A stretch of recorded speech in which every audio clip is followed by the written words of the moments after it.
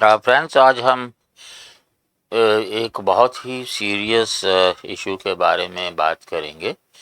But irony ये है कि उसकी चर्चा भी नहीं हुई।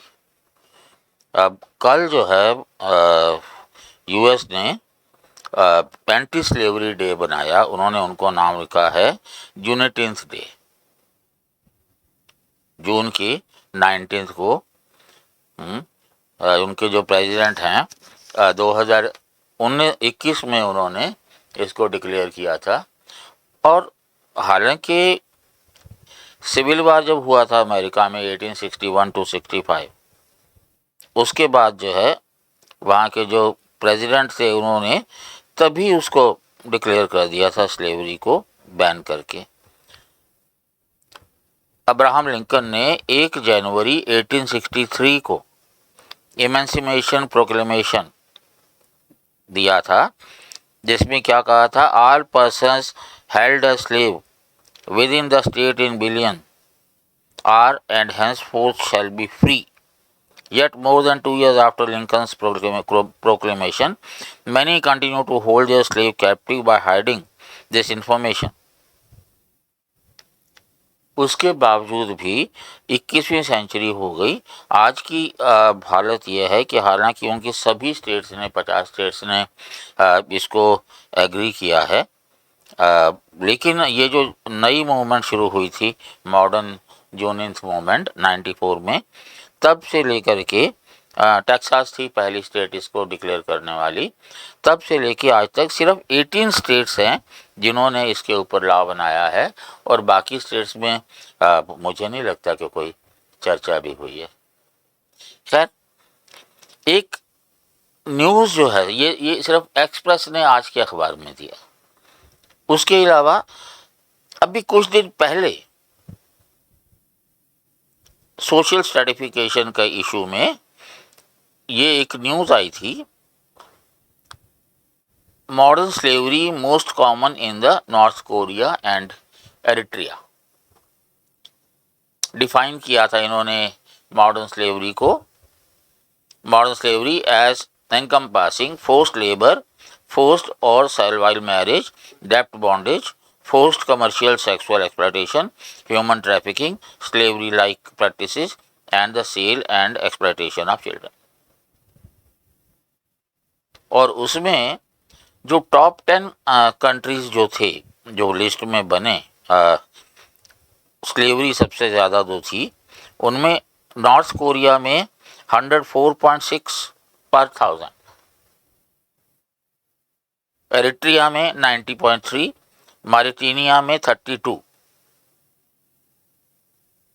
और कुल मिलाकर के बाकी कंट्रीज़ में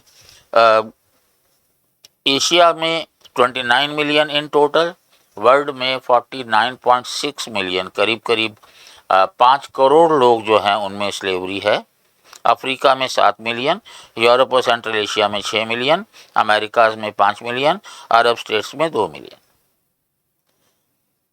जो 10 कंट्रीज जो हैं जिनमें सबसे ज़्यादा स्लेवरी है, उनमें सऊदी अरेबिया है, यूएई है, कुवैत है, जिनमें कि जो लोग यहाँ से जाते हैं नौकरी करने के लिए, उनसे पासपोर्ट और वीज़ा लेकर के रख लिया जाता है, और फिर उसके बाद का जो भी हाल हो, सीरिया है, तज़किस्तान है, रशिया है और अफ़गानिस्तान है। ये सभी वो कंट्रीज़ हैं जिन्हें हाल ही में जो है किसी न किसी तरह का विद्रोह झेलना पड़ा है सभी कंट्रीज़ में, या फिर उनका युद्ध हुआ है। लेकिन कल जब स्लेवरी की बात यूएस में हुई थी, तो बिजनेस स्टैंडर्ड में एक न्यूज़ आई थी। कल के बिजनेस स्टैंडर्ड में थी, मॉडर्न स्लेवरी इन इंडिया, काफ़ी ख़तरनाक सिचुएशन बताती है इंडिया की। ये जो स्टडी की गई थी सारी, जो मैंने पहले बताई और अब की, Labour Organisation, International Labour Organisation, International Organisation for Migration and human right group, Walk Free, इन सब ने क्या बताया है कि वो जो नीचे में जो ग्राफ दिए हुए हैं, मूव करो,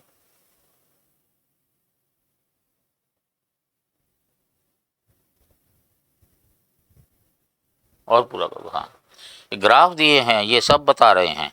मॉडर्न स्लेवरी एस्टिमेट्स अब 38% फॉर इंडिया। ये जो है पिछले 5 साल में 2018 में कितना था और फिर 2023 में अब कितना है।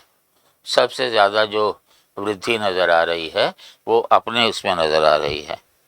और दूसरा जो बताया गया है कि अपने बहुत सारे पड़ोसी देश हैं जिनमें से कहीं ज़्यादा है। अफ़गानिस्तान, म्यांमार, पाकिस्तान में हमसे ज़्यादा है, लेकिन बांग्लादेश, श्रीलंका, चाइना, नेपाल में हमसे बहुत कम है।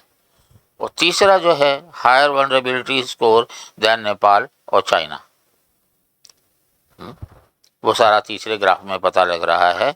और चौथा बहुत इंपॉर्टेंट है, India's at risk imports have more than doubled. जो इंपोर्ट्स जिनका इस्तेमाल स्लेवरी में किया जा सकता है उसमें जो है काफ़ी तेज़ी से वृद्धि हुई है। लेकिन एक बात जो है हमें ध्यान में रखनी चाहिए कि ये जितने भी इंटरनेशनल ऑर्गेनाइजेशंस हैं, ये जब भी बात करती हैं इंडिया की जो क्रेडेंशियल्स हैं वो डेलिबरेटली इग्नोर करती हैं। जैसे आप फोर्स्ड मैरिज, जैसे लोअर कास्ट के साथ भेदभाव, ऐसा नहीं कि नहीं होता, लेकिन जैसे प्यू जो है वो 29,999 पे सर्वे करके पूरे देश का कंक्लूजन बता देती है। 130-35 करोड़ थे उस वक्त और 30,000 के बेस पे कर देती है। उसी तरह से ये सारी जितनी ऑर्गेनाइजेशंस हैं जानबूझ करके या तो ये क्राइटेरिया ही ऐसे चुनते हैं जिसमें कि इंडिया का जो पोजीशन है वो डाउनग्रेड हो जाए, या फिर वो कभी चाहते भी नहीं कि इंडिया को जो है पॉजिटिवली प्रोजेक्ट किया जाए। अब उसके बावजूद स्लेवरी है तो है, एडमिट करना चाहिए। और जो हमारी बुराइयां हैं, जो हमारी कमियां हैं, हमने हमेशा इतिहास में उनको माना भी है, दूर भी किया है। मुझे समझ नहीं आता कि एक इंसान दूसरे इंसान को गुलाम क्यों बनाए। वो अपने आप को जो गुलाम बनाता है अपने आप को गुलाम की सिचुएशन में रख के क्यों नहीं देख सकता। चाइल्ड मैरिज का मसला जो है अभी है, पर जितनी तेज़ी से कम हुई हैं उसके बारे में कोई आंकड़ा हमारे पास नहीं है। फोर्स्ड मैरिज मजबूरी में लोग करते हैं और वो मजबूरियां जो हैं वो सिस्टम का उसका ज़िम्मा होता है। इंसानियत में कमी नहीं है, लेकिन उसके बावजूद भी हमारे यहाँ स्लेवरी है और नहीं होनी चाहिए। और दूसरे लोगों को जो है एक बहाना मिल जाता है अपने यहाँ के लोगों को क्रिटिसाइज़ करने का। ध्यान रखिए प्लीज़, और सब लोग जागरूक हो जाइए। जहाँ किसी भी तरह की जोर ज़बरदस्ती हो वहाँ आवाज़ उठानी चाहिए। आवाज़ ही नहीं उठानी चाहिए, कानून के हिसाब से दखल भी देना चाहिए प्लीज़।